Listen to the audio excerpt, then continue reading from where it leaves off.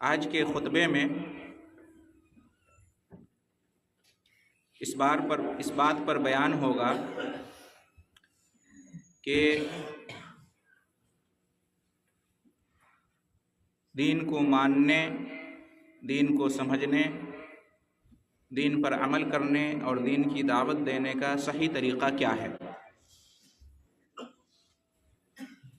وہ درست منہج اور راستہ کیا ہے کہ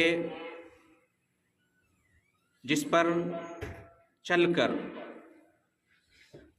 ایک عام آدمی دین کو سمجھ سکتا ہے، دین پر عمل کر سکتا ہے، دین کی دعوت دے سکتا ہے۔ وہ صحیح منہج، درست طریقہ اور سیدھا راستہ کیا ہے جس پر چل کر ایک عام آدمی ہدایت پا سکتا ہے، ہدایت پر رہ سکتا ہے اور نجات حاصل کر سکتا ہے۔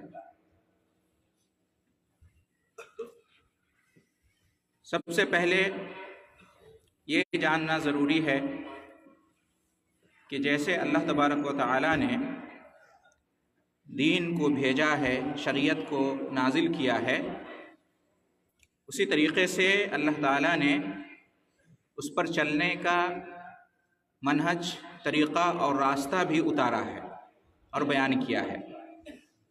ایسا نہیں ہے کہ اللہ نے صرف دین بھیج دیا اور دین پر کیسے چلنا ہے، دین کو کیسے سمجھنا ہے، دین پر کیسے عمل کرنا ہے، دین کی دعوت کیسے دینی ہے، اس بارے میں آزادی دے رکھی ہے کہ جو چاہے جیسے چاہے دین کو سمجھے، دین کو مانے، دین پر عمل کرے، دین کی دعوت دے۔ ایسا نہیں ہے، اس بات کی اجازت نہیں ہے کہ ہر کوئی اپنے حساب سے دین کو سمجھنے اور دین پر چلنے، دین کو ماننے اور دین کی دعوت دینے کا طریقہ بنا لے۔ اس کی کوئی گنجائش نہیں ہے۔ اللہ نے دین بھیجا جو قرآن اور حدیث کی روشنی میں ہے، تو اس کو ماننے، اس کو سمجھنے اور اس پر چلنے کا طریقہ بھی بتایا ہے اور بیان کیا ہے۔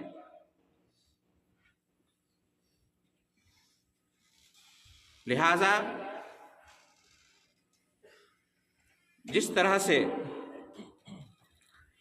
اللہ تعالیٰ کے نزدیک صرف دین اسلام قابل قبول ہے، اس کے علاوہ کوئی دوسرا دین معتبر نہیں ہے، اسی طریقے سے اللہ تعالیٰ کے نزدیک دین اسلام کو سمجھنے اور اس پر چلنے کا بھی ایک ہی طریقہ معتبر ہے، ایک ہی منہج قابل قبول ہے۔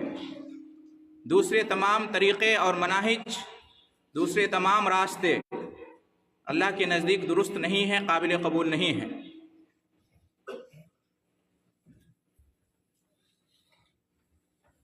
قرآن مجید میں اللہ رب العالمین نے ارشاد فرمایا، لِكُلٍّ جَعَلْنَا مِنْكُمْ شِرْعَةً وَمِنْهَاجًا، ہم نے تم میں سے ہر ایک امت کے لیے ایک شریعت بھی بنائی ہے اور ایک منہج بھی بنایا ہے۔ ایک دین، ایک شریعت بھی ہم نے نازل کیا ہے ہر امت کے لیے، اور اس پر چلنے کا ایک طریقہ، ایک راستہ اور ایک منہج بھی ہم نے اتارا ہے۔ شرعۃ ومنہاجا، شرع یعنی شریعت، دین، اور منہاج یعنی منہج، راستہ، طریقہ۔ تو اللہ تعالیٰ نے دین اور شریعت بھی نازل کی ہے اور اس پر چلنے کا طریقہ بھی بیان کیا ہے۔ لہٰذا دین اسلام کو ماننے اور اس پر ایمان لانے کے ساتھ ساتھ اس کو ماننے اور ایمان لانے کا طریقہ کیا ہے، اس کو سمجھنے کا طریقہ کیا ہے، اس پر چلنے کا طریقہ کیا ہے، اس کی دعوت دینے کا طریقہ کیا ہے، اس کو بھی جاننا ضروری ہے۔ جس طرح سے اللہ کے پاس برحق دین صرف ایک ہے، دین اسلام، اسی طریقے سے دین اسلام کو سمجھنے اور اس پر چلنے کا بھی ایک ہی طریقہ ہے جو کہ سیدھا ہے، صحیح ہے اور درست ہے۔ اس کے علاوہ دوسرے جتنے بھی طریقے ہیں وہ سب غلط ہیں۔ اس کو ماننا اور اس پر ایمان لانا ضروری ہے۔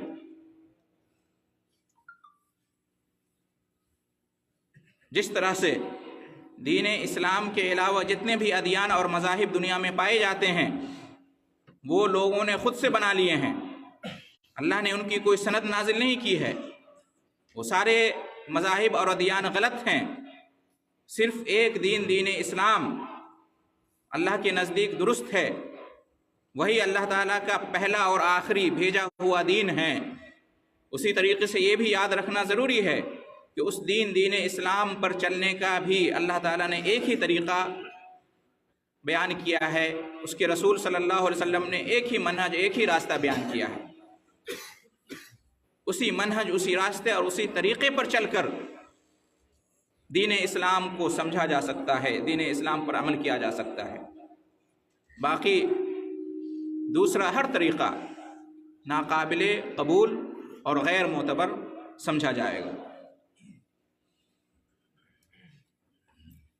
محترم حضرات، آج مارکیٹ میں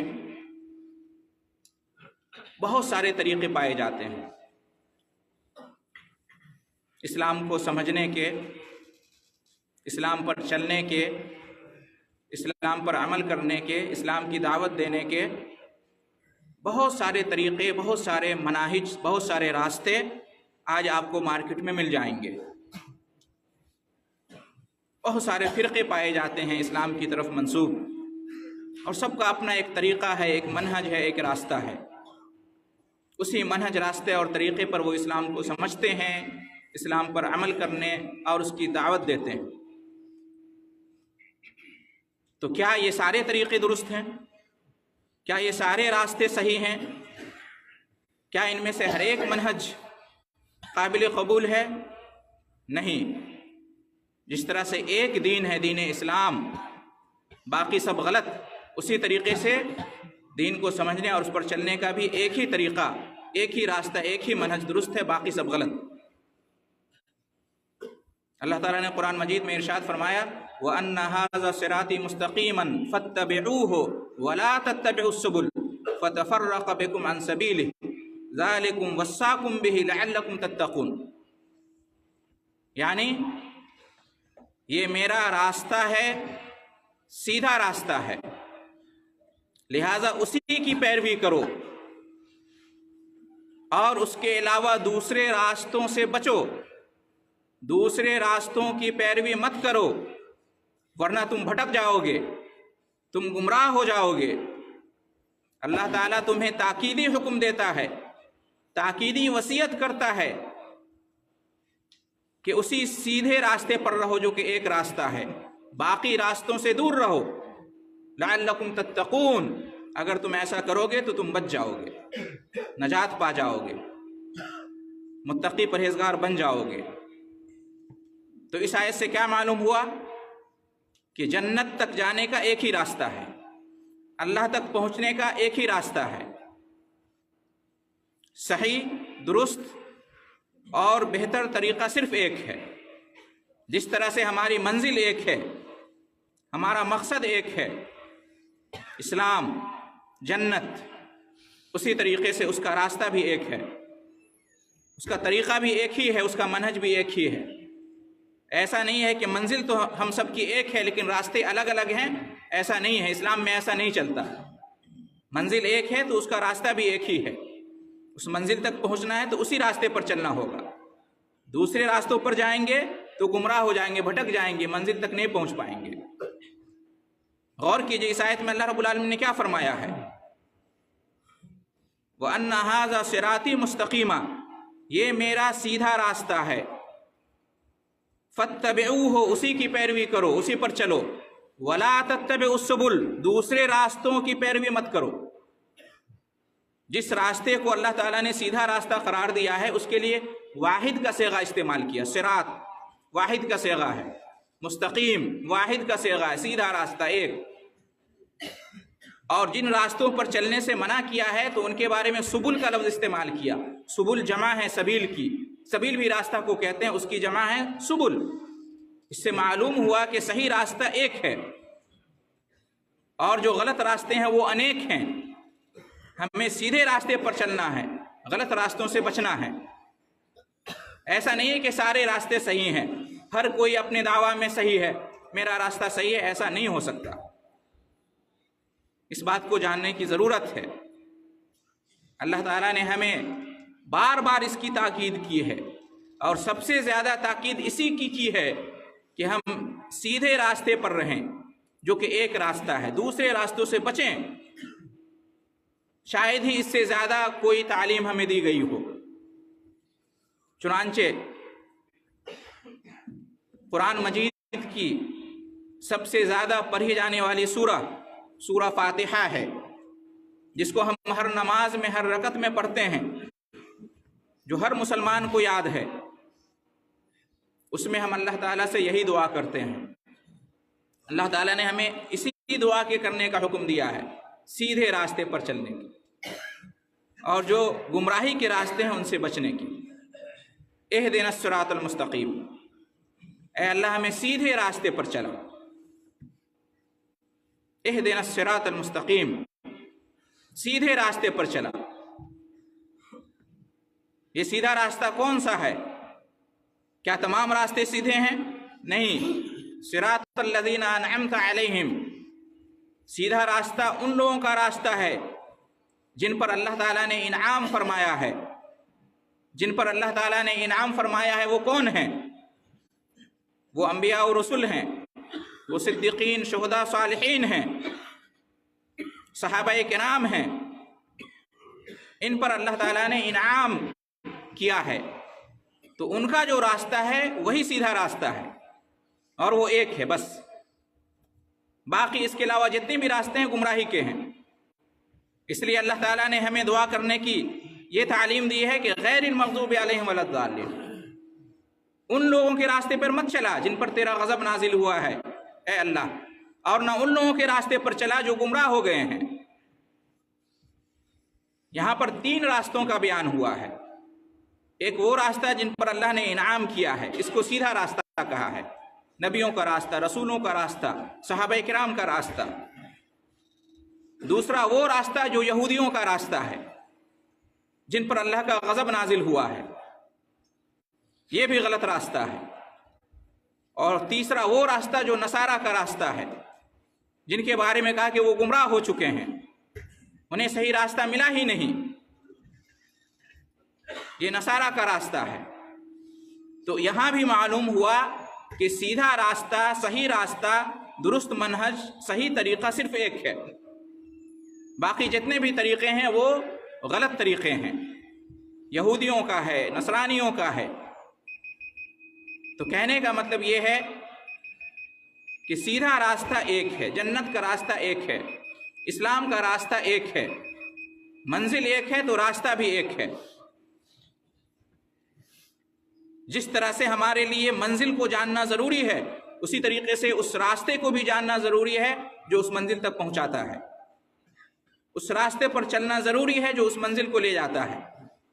اگر ہم یہ سمجھتے ہیں کہ کسی بھی راستے سے ہم جائیں گے تو منزل کو پہنچ جائیں گے، تو ایسا نہیں ہے۔ غیر مسلمین بھی یہی کہتے ہیں کہ سارے دین صحیح ہیں، ساری شریعت صحیح ہے، سارے راستے ایک ہیں، ہندو، مسلم، سکھ، عیسائی سب ایک ہیں، بس راستہ الگ الگ ہے، طریقہ الگ الگ ہے، باقی سب اللہ کی عبادت کرتے ہیں، سب جنت میں جائیں گے، سب جہنم سے نجات پائیں گے، سب کا مقصد ایک ہی ہے، بس راستہ الگ ہے، طریقہ الگ ہے۔ اسلام کہتا ہے کہ نہیں، یہ سمجھ درست نہیں ہے۔ منزل ایک ہے تو اس کا راستہ بھی ایک ہی ہے، طریقہ ایک ہی ہے۔ لہذا تمام راستوں اور طریقوں کو چھوڑ کر ایک راستے پر آنا ضروری ہے، سیدھے راستے پر آنا ضروری ہے۔